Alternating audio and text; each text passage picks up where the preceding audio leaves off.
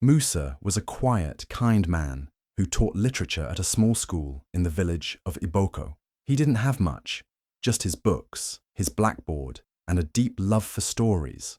Every day after school, he would stop by the village library, a modest little building with dusty shelves and sunlight that filtered in through cracked windows. It was there he found comfort, flipping through pages like they were windows to forgotten worlds. Zuwaira was the librarian, soft-spoken, graceful, and always with a book in her hand. She loved old romance novels, the kind where love was slow, poetic, and full of longing. Her favourite was Tears of the Baobab Tree, a story of love that endured time, war, and silence. She had read it so many times that some pages had faded from her touch. One quiet afternoon, she noticed Musa tucked into the corner of the library, his eyes locked on a worn copy of that very book. Her heart skipped a beat. Most people walked past that novel, calling it too old or too soft. But here was this man, smiling at the words she knew by heart. She walked over and whispered, "That's my favourite chapter." Musa looked up, surprised, and smiled. "Mine too," he said. It was a small moment, two strangers connecting over a story, but something shifted. That day, love began, not with roses or grand words, but with shared pages and a glance that said, "I see you."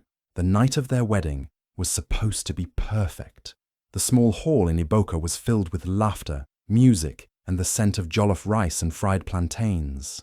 Zuwaira wore a simple white dress, nothing fancy, but she glowed like morning sun. Musa held her hand the whole time, never letting go. Everyone could see it. This was love, real and gentle. After the celebration, they returned to their little home, a two-room house with books stacked on almost every surface. It started raining as they stepped inside. Heavy, loud rain that beat on the tin roof like a drum. Then, just as they were settling in, the power went out. Total darkness. Zuwaira laughed softly. "Perfect timing," she said. "A candlelit wedding night." Musa lit a small candle and placed it beside their bed. The light flickered, making their shadows dance on the wall. They sat close together, wrapped in one blanket, the storm rumbling outside like a distant drum roll. Then, without a word, Musa reached for Tears of the Baobab Tree from the wooden shelf beside the bed. "You brought it?" she asked, eyes wide with surprise. "I couldn't leave it behind," he smiled, flipping to her favourite chapter, the one about a promise made under the stars. As he began to read, his voice low and steady, Zuwaira closed her eyes and rested her head on his shoulder. The words wrapped around them like a second blanket, warm and soft. The storm outside kept raging, but inside their home, it was calm. Only the sound of rain, the crackle of candlelight, and Musa's voice reading lines she already knew by heart. When he finished the chapter, she stayed quiet for a long moment, just breathing in the peace. Then, almost in a whisper, she said, "Musa, if you ever stop reading this book to me, I'll know our love has died." He turned to look at her. "That will never happen." "You promise?" she asked. "I promise," he replied, pulling her closer. That night, their first as husband and wife, didn't need electricity or music or fireworks. It had something better, a quiet promise made by candlelight, sealed with words from a book that had brought them together. And in that promise, love took root, deep, quiet, and strong, like the baobab tree itself. Life didn't stay soft and sweet for long. After the wedding, real life came knocking. Bills piled up faster than they could pay. Musa's salary as a teacher barely covered rent and food, and Zuwaira's job at the library didn't bring in much either. Some days, they had to choose between buying meat or kerosene. Yet every night, no matter how hard the day had been, Musa would light a candle, open Tears of the Baobab Tree, and read to her just one page. Sometimes, even just a paragraph. But he never skipped a night. Then came the hardest storm of all. They lost their baby, barely 5 months old. Zuwaira cried until her voice disappeared. She stopped going to work. The house grew quiet. Musa didn't know how to fix her pain. He didn't have the words, but he had the book. That night, though his own heart was breaking, he still sat beside her on the bed, held her hand, and began reading their favourite chapter. His voice shook. She didn't say anything, but tears ran down her cheeks, soaking the pillow. The book became more than just words. It became a way to breathe when it felt like the world was drowning them. Years passed. Jobs changed. They had to move twice. Once to a noisy apartment above a market, once to a room with a leaking ceiling. Musa took up tutoring in the evenings. sometimes getting home long after sunset, sweat and dust clinging to his clothes. He would eat quickly, wash his face, and without fail, pick up the book. Some nights he was too tired to even sit properly. He would lie beside her, head heavy, voice low, but still read, sometimes just a few lines before sleep took him mid-sentence. Zuwaira would smile and whisper, "You didn't finish the chapter," and he'd reply with a sleepy grin, "I'll finish it in your dreams." Even when life felt too heavy, the promise from that rainy wedding night stayed light in his hands. Reading to her became their anchor, something stable in the middle of chaos. It reminded them of who they were before the money problems, before the grief, before the world got loud. Love, for them, wasn't in grand gestures or perfect moments. It was in the quiet things, the sound of a familiar page turning, the softness of a tired voice reading words she already knew, the comfort of knowing that no matter how hard life got, some promises would never be broken. By the time their son Kelechi turned 10, the nightly reading had become a normal part of their home. No matter what was going on, power cuts, busy days, visitors, Musa would always find time to read a page or two from Tears of the Baobab Tree to Zuwaira. It was never loud or dramatic, just something gentle that lived between them, like breathing. But not everyone understood it. Sometimes, when Musa would sit with his friends after work, or during weddings and local gatherings, they'd joke with him, "You're still reading that book to your wife? Every night? Ah, Musa, you're whipped, man." The other men would laugh, slap him on the back and call him library husband or soft man. Even a few family members gave him side comments. "That woman's got you tied around her finger," one uncle once said. "Books don't cook food." Musa would just smile. He never got angry. He never argued. He simply shook his head and said, "They don't know." One night, after a neighbor made a joke in front of Kelechi, the boy asked, "Baba, why do they laugh at you for reading to Mama?" Musa paused, then looked at his son with a quiet smile. "Because they don't understand the magic this book holds." "Magic?" Kelechi asked. "Yes," Musa nodded. "This book, it's not just a story. It's our story. Your mother and I found each other in its pages. We've survived hard times because of it. When the world was falling apart, it reminded us who we are." Kelechi didn't fully understand, but he nodded like he did. And later that night, as Musa read to Zuwaira, the boy didn't complain like he used to. He just sat nearby, quiet, watching his father's lips move, hearing the calm in his voice, and seeing the peace it brought to his mother's face. Over time, the teasing from others didn't matter. Their home was full of something the outside world couldn't touch, something real. Musa knew that love wasn't about being a strong man in the way people expected. Real strength was showing up. It was keeping promises. It was reading one page every night, no matter what people said. And as Kelechi began to watch more closely, as he started to listen without being forced, Musa could feel something shift. Maybe one day, his son would understand completely. Maybe one day, he'd find his own magic in the pages of a book, or in the quiet things love leaves behind. It started with small things. Zuwaira would misplace her keys, or forget where she put her favorite shawl. At first, Musa joked about it, calling her the queen of hiding things. She would laugh along, brushing it off as stress or age catching up too soon. But then, she began forgetting bigger things. Appointments, names of neighbors she'd known for years, even the ingredients of her favorite dishes. One day, she asked Musa, "What's the name of that book you always read to me?" And he froze. That night, after Kelechi had gone to sleep, they sat quietly on the porch. The stars were out, but everything felt heavier. Zuwaira held his hand and whispered, "Something's not right, Musa." He didn't want to admit it, but he knew she was right. They went to Zanako Hospital, hoping it was something simple, something treatable. The tests took days. Then the doctor, with a soft voice and tired eyes, said the words Musa had feared: early onset dementia. Zuwaira was only in her 40s. The room went quiet after that. It felt like the ground had shifted under their feet. Back at home, Musa held the book tighter than ever. It was no longer just a promise or a bedtime habit. It became an anchor in the storm, something familiar to help her find her way back when her mind began to drift. Each night, he would open Tears of the Baobab Tree and read with more care, more heart, like he was holding pieces of her memory in his hands. Some nights, she would follow every word, smile at the parts she loved, even finish his sentences. Other nights, she would stare blankly, her eyes lost. But he still read, no matter how tired he was, no matter how hard the day had been. Once, after a difficult day, where she had forgotten Kelechi's name, she looked at Musa as he read and asked, "Have I heard this story before?"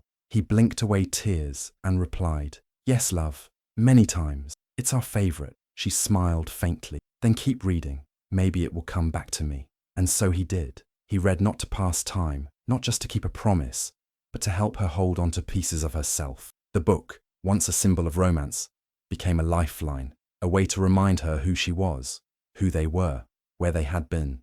In a world that was slowly fading for her, the story stayed bright, and Musa, page by page, tried to light the path back to her heart.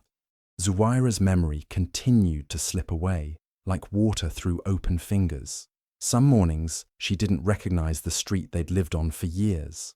Some days she forgot what month it was. On her birthday, Kelechi brought her a handmade card, proud and smiling. She looked at it, smiled back, but then turned to Musa and whispered, "Whose birthday is it today?" Musa's heart sank, but he didn't show it. He kissed her forehead and said softly, "It's yours, my love." She nodded, confused, then distractedly looked out the window. But later that night, something small, something beautiful happened. As Musa sat beside her, reading the same chapter they had read 100 times before, Zuwaira suddenly whispered a line before he said it, word for word. Her voice was quiet, but sure.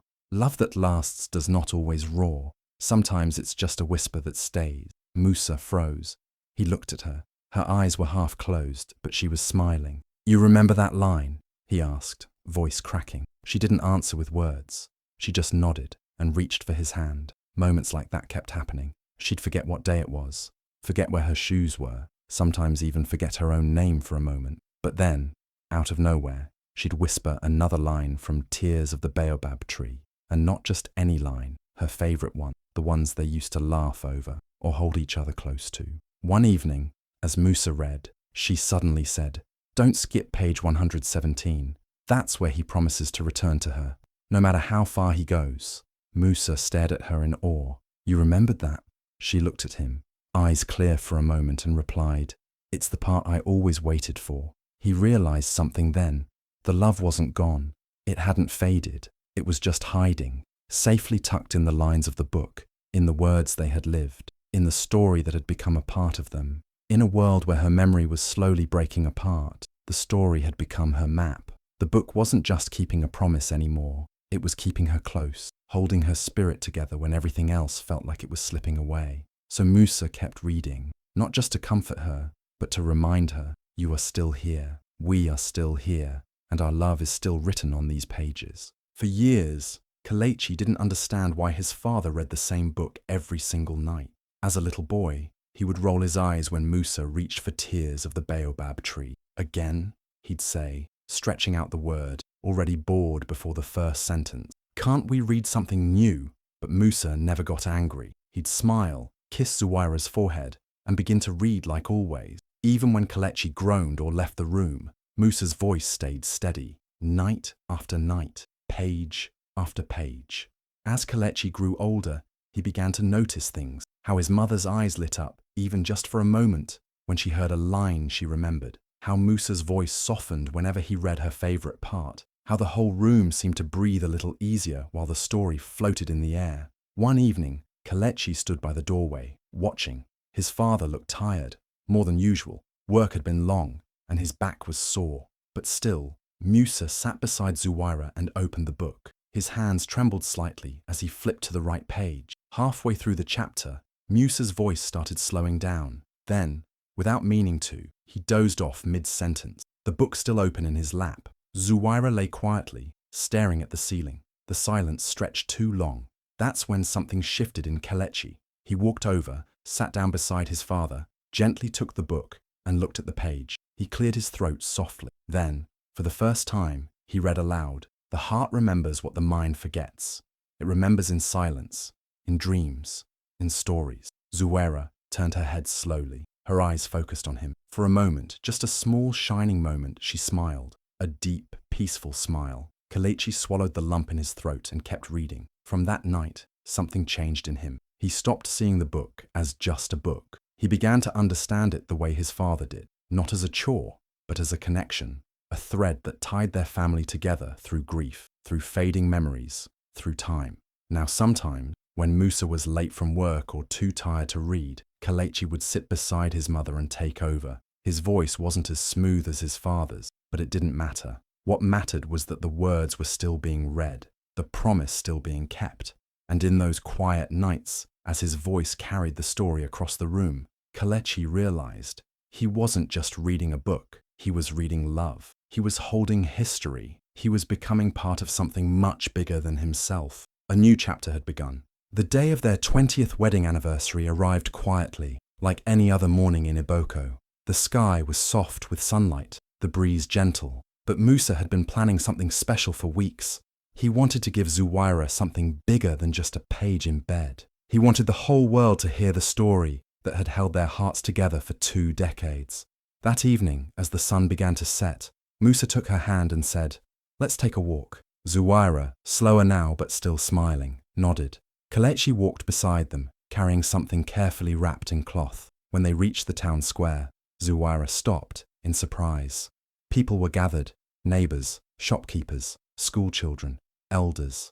They stood beneath the big Baobab tree, the same one where she used to read during her lunch breaks as a librarian. Twinkling lights had been strung between the branches, and a simple chair sat under the tree with a small table beside it. Musa helped her sit, then gently unwrapped the book from the cloth. Tears of the Baobab Tree, the same copy, now worn, edges torn, pages soft from years of love. He looked around at the crowd. 20 years ago, he began, voice steady, but full of emotion. This book brought me to her, and ever since, it's helped us hold on to each other, through everything life gave and took. Then he opened to her favorite chapter, page 117, and began to read aloud. His voice echoed through the square, calm and warm, carried by the evening air. The villagers stood silently, many wiping tears as the words wrapped around them like a soft blanket. Zuwaira listened, eyes closed, a faint smile on her lips. Even with the dementia clouding her days, the lines seemed to sink into her, deep and familiar. She mouthed parts of the sentences, her lips moving without sound. A local journalist who had heard rumors of the reading began filming. Another took pictures. By the next morning, clips of Musa's voice and Zuwaira's smile had spread across social media. People in other towns started sharing it with captions like, "Real love still exists," and "This is what keeping a promise looks like." But Musa didn't do it for the cameras. He did it for her. He wanted her to know, even as her memory faded, that their story was still alive, still being read, still being loved. After he closed the book, the crowd clapped gently. Some came forward to hug them.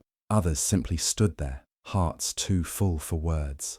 Kelechi, standing just behind his parents, felt something shift in him again, something powerful and quiet. That night, as they returned home, Zuwaira leaned her head on Musa's shoulder and whispered, "Thank you for remembering for me." And Musa, tears in his eyes, whispered back, "Always." It happened without warning. One quiet morning, Zuwaira didn't respond when Musa called her name. Her hand trembled, then her body stiffened, and she collapsed into his arms. Kelechi rushed to call for help, while Musa held her tightly, whispering, "Stay with me. Please stay with me." The ambulance came fast, but the ride to Zanako Hospital felt like forever. The doctors said it was a seizure. Her condition had worsened. She would need to stay under observation, maybe longer. Musa stayed by her side every moment. He didn't leave the hospital room, not even to go home and change. The nurses brought him tea. Kelechi visited after school with food and updates. But Musa stayed, holding her hand, watching every breath like it might be her last.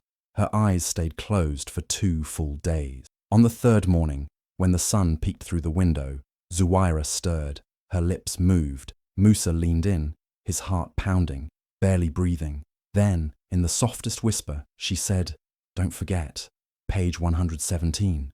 Musa's heart broke open. He buried his face in her hand and cried, tears of relief, of grief, of love too big for words. She remembered, even now, weak and fading. Her mind still held on to the one part of their life that never left her, the story. He reached into his bag with shaking hands and pulled out the same old book. The cover was faded, corners bent, some pages patched with tape, but it was still theirs, still whole. He opened it gently to page 117. Then, through tears, his voice trembling, he began to read. He did not promise her the star, or gold, or a perfect life. He promised her a heart that would always return, a voice that would always call her name, a love that would not forget, even when the world did. Zuwaira's eyes stayed on him, soft and glassy. Her lips moved silently, trying to mouth the words with him. Every word he spoke seemed to wrap around her like a blanket, warming the parts of her that the illness tried to take. A nurse entered the room quietly, saw the scene, and stepped back out without a word. A few minutes later, she returned with 2 other nurses. They stood by the door, listening. One of them wiped away tears. Musa didn't notice. He was lost in the words, in her eyes, in the tiny smile that touched the corners of her mouth as he read. When he finished the chapter, Zuwaira whispered, barely audible, "Still my favorite part." Musa nodded, voice broken but steady. "Mine too." In that sterile hospital room, filled with wires and machines, love bloomed again, not loud or flashy, but steady and real. In the middle of pain and fear, the story still held them close, and as long as Musa could read, he knew he wouldn't lose her completely. Not while page 117 still lived in her heart. Zuwaira passed away on a quiet morning, with sunlight gently resting on her face and Musa holding her hand. There were no final dramatic words, just a peaceful sigh, like she was finally ready to rest. Musa sat by her side for a long time after, fingers still wrapped around hers, the worn book lying on the table beside them, open to page 117. She'd always said that if love is real, it leaves something behind, and she was right. After her burial, the town of Iboko came together in a way Musa had never seen. People who had watched their story unfold over the years offered more than condolences. They offered memories, stories of watching them read in the park, of Zuwaira's quiet laughter during readings, of the public reading under the Baobab Tree that had made the whole town believe in love again. 1 month later, the local library, the same one Zuwaira once worked in, built a special glass case at the center of the reading room. Inside it, carefully displayed, was Tears of the Baobab Tree, the very copy that held 2 lifetimes of love between its pages. On the cover, carved gently by hand, were the words, "Musa and Zuwaira, a love, written and read forever." Every year, on their wedding anniversary, Musa and now-grown Kelechi visit the library. A small crowd gathers, young couple, old friends, curious children, and together, father and son take turns reading Zuwaira's favorite chapter. They still start with page 117, and every time, someone in the crowd cries, because the story isn't just theirs anymore, it belongs to everyone.